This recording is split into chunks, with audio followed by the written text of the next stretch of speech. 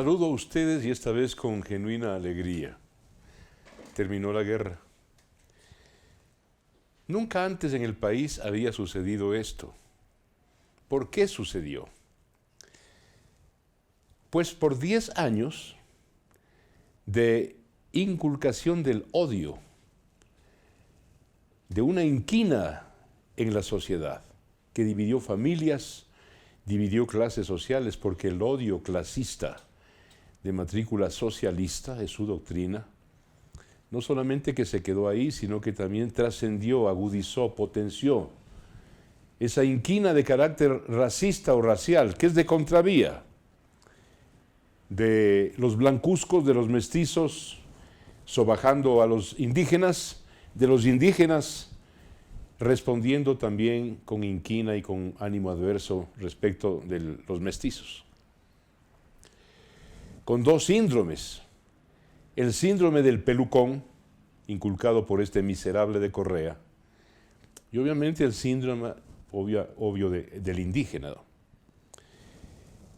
Nos queda un país lamentablemente dividido y lamentablemente resentido. Eso hay que verlo. Nos va a costar un largo aliento, un largo esfuerzo de años para recuperar culturalmente, ¿no es cierto?, una reconciliación nacional. Queda herida la institucionalidad del Estado, que es la gran derrotada. El Estado falló en casi todas sus instancias, y falló, y hay que decirlo, por la inopia del gobierno y del gobernante. Lo más grave tal vez, es que queda instalado una especie de procedimiento, que las cosas se logran pues a patadas y a garrotazos, no con diálogo, no con consenso. Eso es terrible, eso es tremendo. Queda instalada en la conciencia, en el inconsciente colectivo, la violencia como mecanismo y como vía para lograr y conseguir las cosas. Eso no es democracia. Un 6% de la población de 17 millones de ecuatorianos ha impuesto su punto de vista, y a las patadas. Eso no es democracia, eso es fascismo. Quienes conocen y recuerdan la historia deben haber rememorado las marchas de Mao Zedong, las marchas de Lenin en Rusia, las marchas de Mussolini en Italia, las marchas de Hitler en Alemania, para entrar a garrotazos contra la burguesía, la pequeña burguesía o los judíos. Esto no es democracia, esto es fascismo. Un gran derrotado, visiblemente derrotado, y ojalá que para siempre, es este ladrón depravado, miserable de Correa y su banda de delincuentes. Pero pensar que el correísmo, entre comillas, como fenómeno político, se ha eliminado sería una supina ingenuidad. Los chicos, los jóvenes, palo y garrote en mano, que entraron a garrotazos a la sociedad civil ecuatoriana, son las células preparadas y organizadas por el criminal de Ricardo Patiño, tratando de establecer en el Ecuador los comités de defensa de la Revolución de Cuba. El correísmo como fenómeno político no ha sido eliminado. Nos va a costar mucho esfuerzo y mucha delicadeza para desmontar, para desmantelar estas células. Hay una vieja epidemia, que esto no corresponde a los últimos días, una vieja epidemia que es el pequeño burgués, intelectualoide, infestando el sistema educativo ecuatoriano bajo el título de que soy de izquierda, soy progresista. Esta es una epidemia, este es un cáncer, es una lepra que ha invadido el sistema educativo ecuatoriano y también el sistema de comunicación.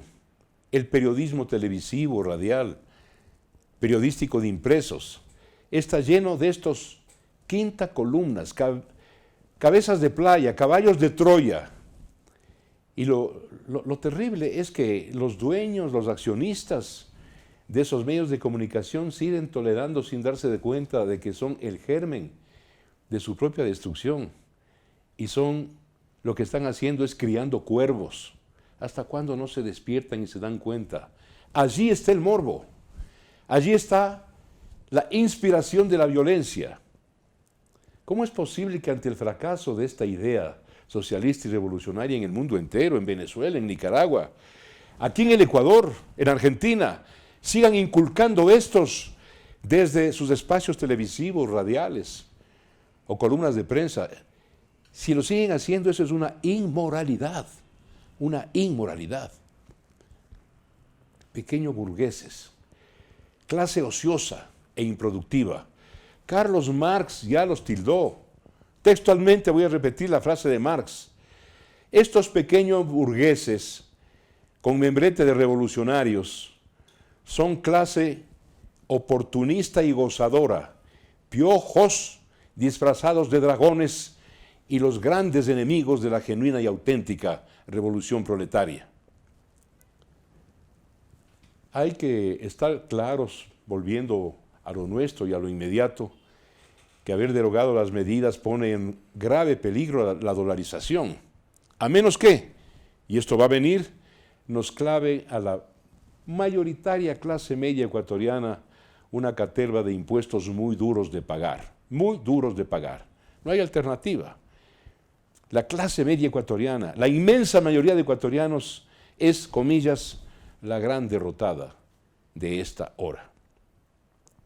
Obviamente no se va a volver a repetir el financiamiento millonario de esta conmoción nacional, financiamiento del narcotráfico de Venezuela y de Colombia, financiamiento salido del bolsillo de los saqueadores Correa y sus secuaces. No se va a volver a repetir, eso es lo bueno. El gobierno tendrá que, y el sistema judicial, que agilizar y de modo urgente, inapelable, los juicios penales contra este miserable Correa y para los correístas que se han permanecido hoy o hasta hoy escondidos, la Rivadeneira, la Pavón, Serrano y toda esa hueste.